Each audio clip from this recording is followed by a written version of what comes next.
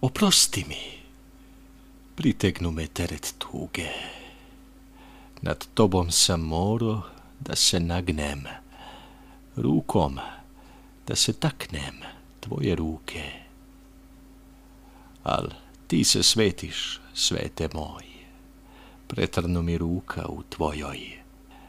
I da kaje svoje grehe, u tvojoj zi nestade je nikad više, vitim perom da zapiše, da se maši za mač britak, nikad, nikad.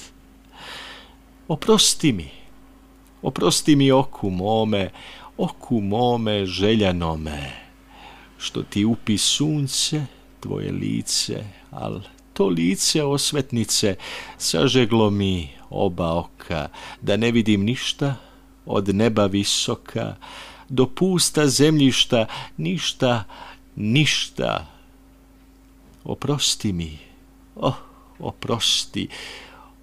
oprosti mi reči u milosti, što te moli da mi vratiš što me boli, da mi vratiš moju ruku, da mi moje vratiš oči, pored sunca da nisam u noći, pod melemom da ne trpim muku, more krvi ustma mi se pope, skini ga, nemoj da se tope, u poljupci, u slasti golemoj, nemoj.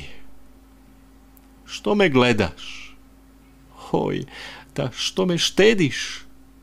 Pritisni me na te grudi ozorene, odjedanput da izgori sve od mene, da sasuši šta ostane šta god, da te svetu tuži, bar toliko da te čuti može, mili Bože, tek iz tvojih usta pokajku da primi, oprosti mi.